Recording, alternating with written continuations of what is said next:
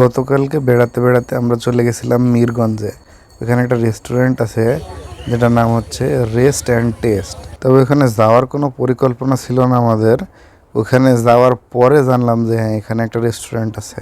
ফেসবুকে অনেক সময় এই রেস্টুরেন্টটা দেখা গেলেও আসলে যে এই রেস্টুরেন্টের পাশে একটা মাছের আড়ত আছে এই জিনিসটা ওখানে দেখা যায় না।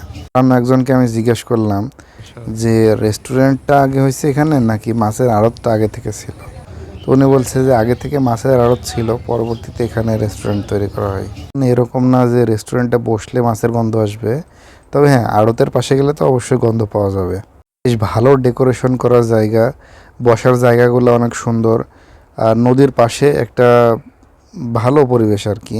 তবে হ্যাঁ, আমরা যখন যাই তখন অনেক ভিড় ছিল। এরকম ভিড় থাকলে ওই যে রেস্ট অ্যান্ড টেস্ট তো আপনি নিতে পারবেন, কিন্তু এই যে একটা শান্ত পরিবেশের যে পাওয়ার আকাঙ্ক্ষা থাকে, মানুষের ভিড় হওয়ার কারণে ওই শান্ত পরিবেশটা সেভাবে থাকে না। আমি বেশ কিছু মানুষকে দেখলাম যে ওখানে যাওয়ার পরে বলছে যে এখানে কি আছে দেখার। আসলে ওখানে তেমন কিছু দেখার নাই। যদি আপনি পদ্মা নদীর সৌন্দর্য উপভোগ করে বসে একটু চা খাইলেন বা কিছু খাবার খাইলেন, এটা যদি আপনার ভালো লাগে তাহলে ওখানে যেয়ে আপনি মজা পাবেন। আর যদি না না ভালো লাগে তাহলে ওখানে আলাদাভাবে কিছু দেখার নাই।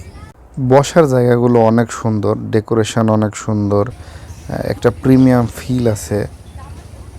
এরকম না যে চিপ জিনিসপত্র দিয়ে বানায় রাখছে, ভালো জিনিস। গেটটা অনেক সুন্দর ছিল, আর লাইট জ্বলছিল। আমরা সন্ধ্যার সময় গেছিলাম, মানে সন্ধ্যা ঠিক না, তবে সন্ধ্যার কাছাকাছি চলে আসছিল।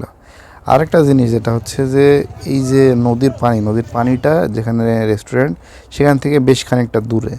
যদি পানি বাড়ে, যখন পানিটা সামনে চলে আসবে তখন আরও ভালো লাগবে। এখন আমরা যখন গেছিলাম তখন পানিটা একটু দূরে ছিল। আমরা আসলে খাবারের বিষয়ে ওখানে কোনো কিছু বলতে পারছি না, কারণ ওখানে কোনো কিছু খাওয়া হয়নি, ব্যস্ততা ছিল, অন্যদিকে আরেকটা কাজ ছিল, সুযোগ পাইনি। আর এই রেস্টুরেন্টের পাশেও ছোটোখাটো একটা দোকান আছে, ওগুলাতেও দেখলাম যে মানুষজন আছে, ওখানেও বেচা কিনা চলছে আর কি। তো আপনি যদি এই জায়গাটার সাথে পরিচিত হয়ে থাকেন বা এখানে যদি আপনি কখনো গিয়ে থাকেন, তাহলে আপনার কি মতামত এটা অবশ্যই জানাবেন।